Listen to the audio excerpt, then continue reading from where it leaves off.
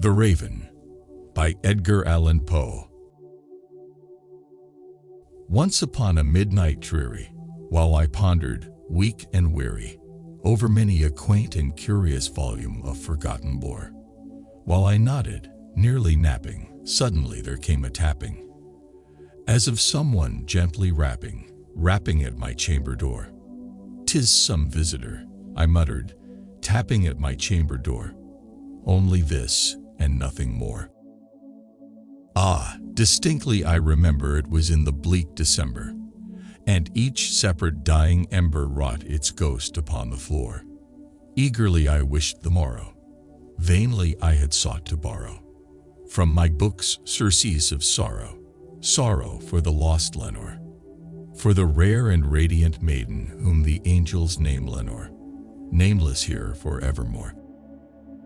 And the silken, sad, uncertain rustling of each purple curtain thrilled me, filled me with fantastic terrors never felt before, so that now, to still the beating of my heart, I stood repeating, "'Tis some visitor entreating entrance at my chamber door, some late visitor entreating entrance at my chamber door.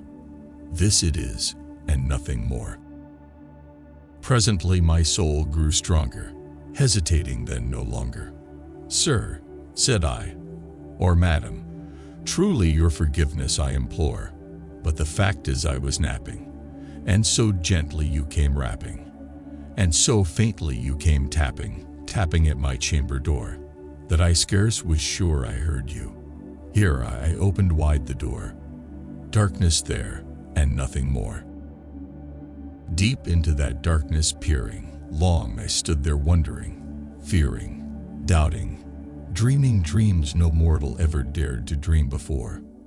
But the silence was unbroken, and the stillness gave no token, and the only word there spoken was the whispered word, "Lenore." This I whispered, and an echo murmured back the word, "Lenore." Merely this, and nothing more. Back into the chamber turning, all my soul within me burning. Soon again I heard a tapping somewhat louder than before. "Surely," said I, "surely that is something at my window lattice. Let me see then, what there it is, and this mystery explore.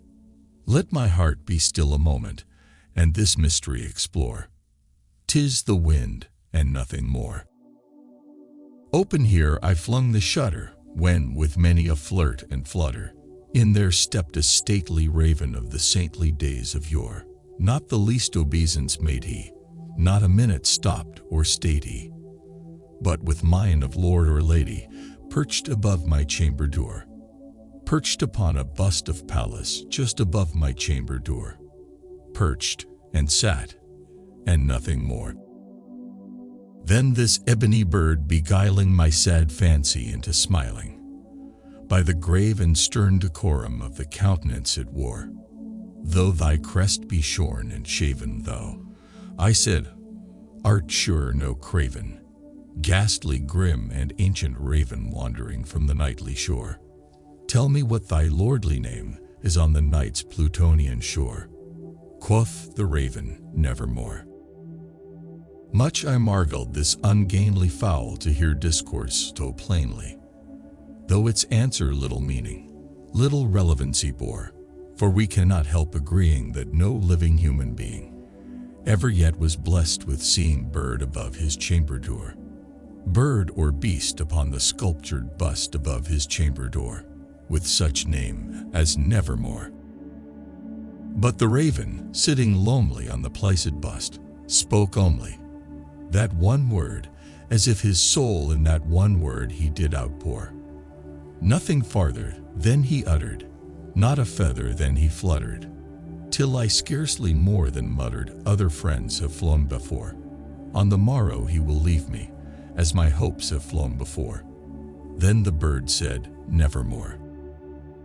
Startled at the stillness broken by reply so aptly spoken, "Doubtless," said I, "what it utters is its only stock and store, caught from some unhappy master, whom unmerciful disaster followed fast, and followed faster till his songs one burden bore, till the dirges of his hope that melancholy burden bore, of never, nevermore. But the raven still beguiling all my fancy into smiling, straight I wheeled a cushioned seat in front of bird, and bust and door.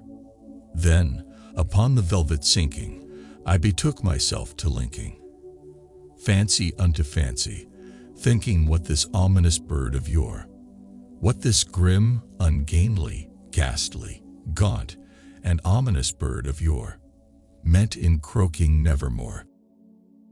This I sat engaged in guessing, but no syllable expressing, to the fowl whose fiery eyes now burned into my bosom's core.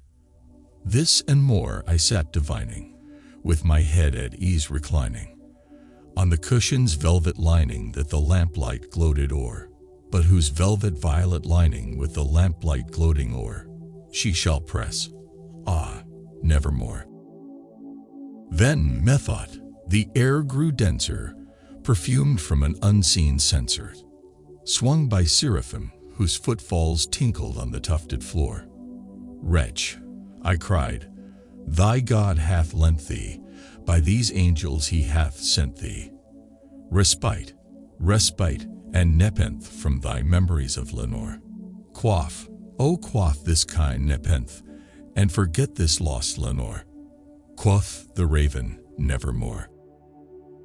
Prophet, said I, thing of evil, prophet still, if bird or devil, whether tempter sent, or whether tempest tossed thee here ashore, desolate yet all undaunted, on this desert land enchanted, on this home by horror haunted, tell me truly, I implore, is there balm in Gilead?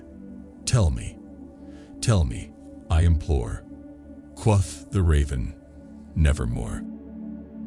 Prophet, said I, thing of evil, prophet still, if bird or devil, by that heaven that bends above us, by that God we both adore, tell this soul with sorrow laden if, within the distant Aidenn, it shall clasp a sainted maiden whom the angels name Lenore. Clasp a rare and radiant maiden whom the angels name Lenore. Quoth the raven, nevermore. Be that word our sign of parting, bird or fiend, I shrieked, upstarting. Get thee back into the tempest and the night's Plutonian shore. Leave no black plume as a token of that lie thy soul hath spoken. Leave my loneliness unbroken. Quit the bust above my door. Take thy beak from out my heart, and take thy form from off my door. Quoth the raven, nevermore. And the raven, never flitting, still is sitting, on the pallid bust of Pallas just above my chamber door. And his eyes have all the seeming of a demon's that is dreaming. And the lamplight o'er him streaming throws his shadow on the floor. And my soul from out that shadow that lies floating on the floor shall be lifted nevermore.